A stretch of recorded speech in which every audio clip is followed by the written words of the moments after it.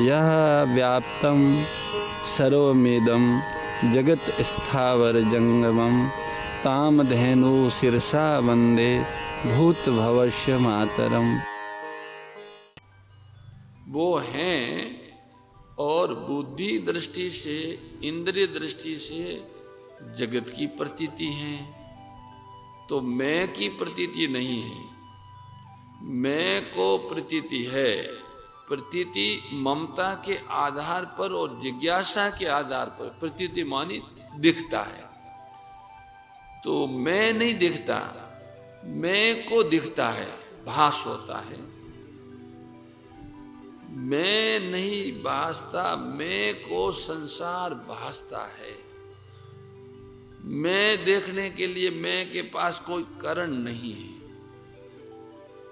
है रूपी परमात्मा तो सुना गया है, और ये रूपी संसार मैं के द्वारा प्रतीत हो रहा है। तो प्रतीति का कारण ममता और जिज्ञासा है। उत्पत्ति विनाशशील वस्तु व्यक्ति पदार्थ में जो ममता है, मेरापन है, इसीलिए वो प्रतीत हो रही हैं, और उनको जो जानने की जिज्ञासा है इसलिए प्रतीत हो रही हैं। तो जिज्ञासा पूरी हो जाती है तथा ममता का नाश हो जाता है। जिज्ञासा पूरी होने से और ममता का नाश होने से मैं भी समाप्त हो जाती है, रह जाता है। देखना, संतवाणी की बातें गंभीर है तो बड़ी सरल, पर उनका भाव बहुत गहरा है। परमात्मा ब्रह्म को ही ब्रह्म की प्राप्ति होती है, जीव को ब्रह्म की प्राप्ति नहीं होती।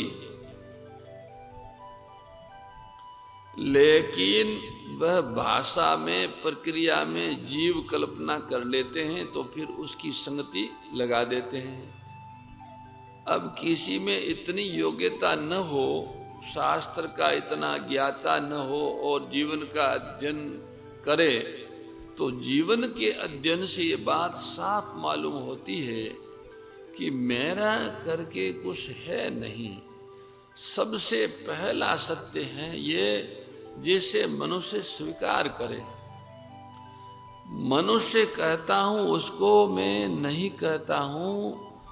मनुष्य ये स्वीकार करे कि मेरा कुछ नहीं, तब उसमें ये सामर्थ्य आएगी कि मुझे कुछ नहीं चाहिए। तब क्या होगा?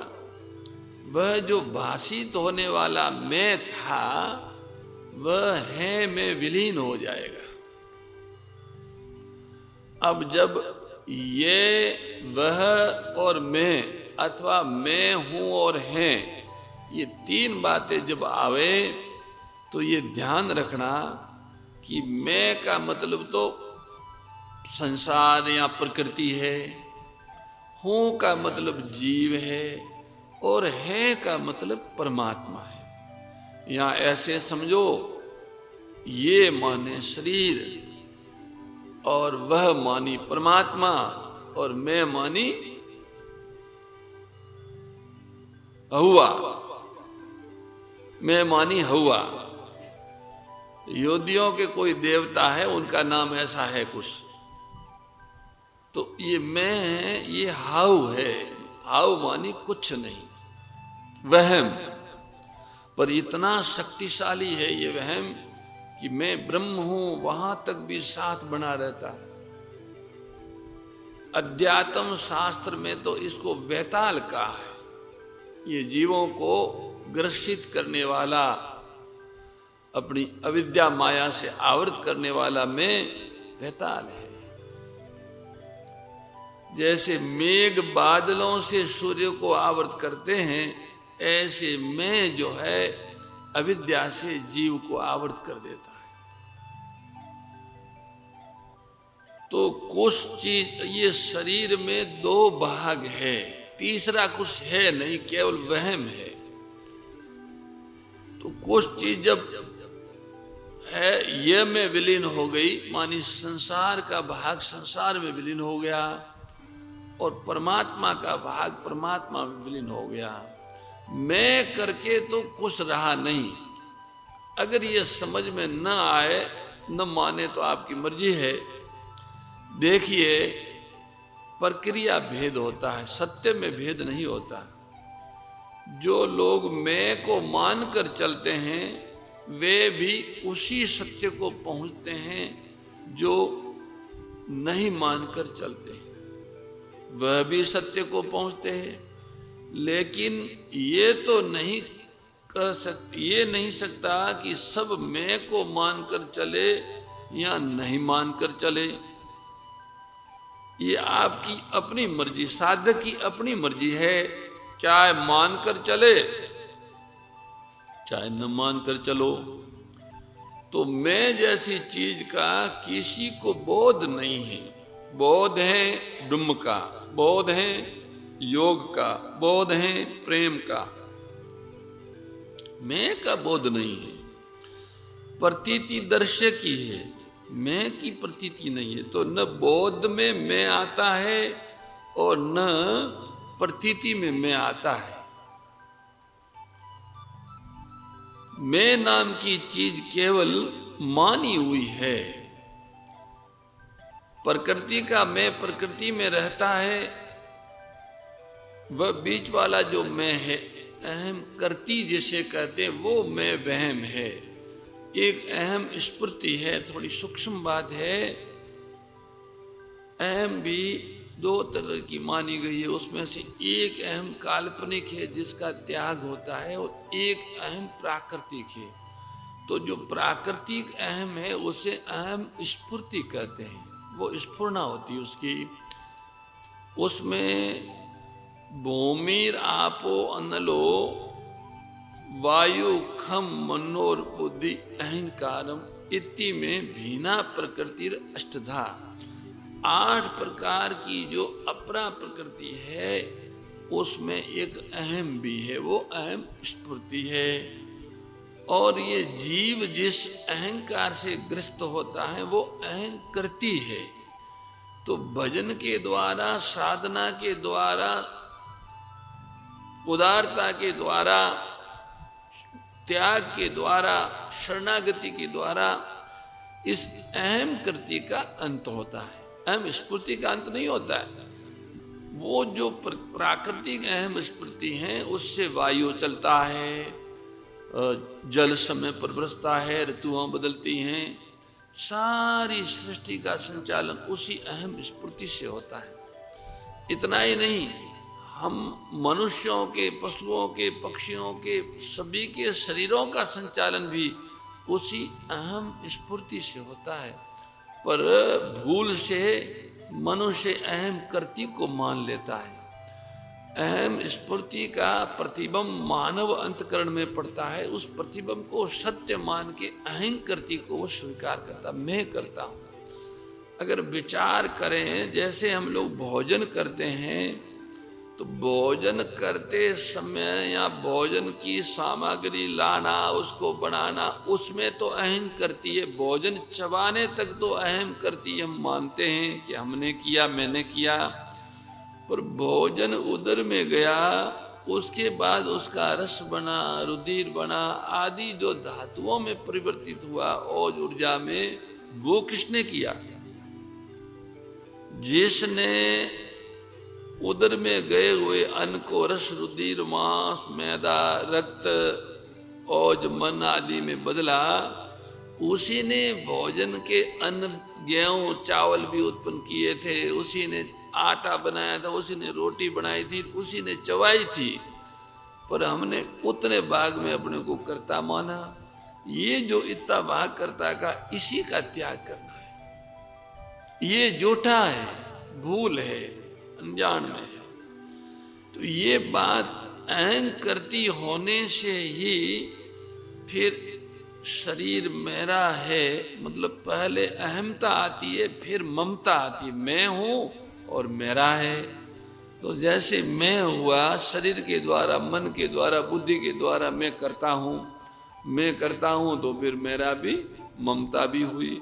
ममता हुई तो कामना भी, मुझे चाहिए, ये कामना भी पैदा हुई।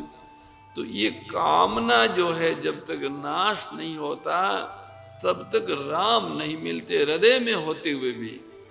यद्यपि मूल में एक ही तत्व परमात्मा ये है करके, पर वो अहंकृति के कारण परमात्मा से विमुख हो गया, तो अहमता, ममता और कामना से ग्रस्त हो गया। अब कामना नष्ट हो तो राम का अनुभव होवे। शरीर के रहते हुए ही काम का नाश होता है, मरने के बाद क्या होगा? मुए मुक्ति नहीं होई, झूठी दे विश्वासा, संतों में तो जीवित करूं आशा।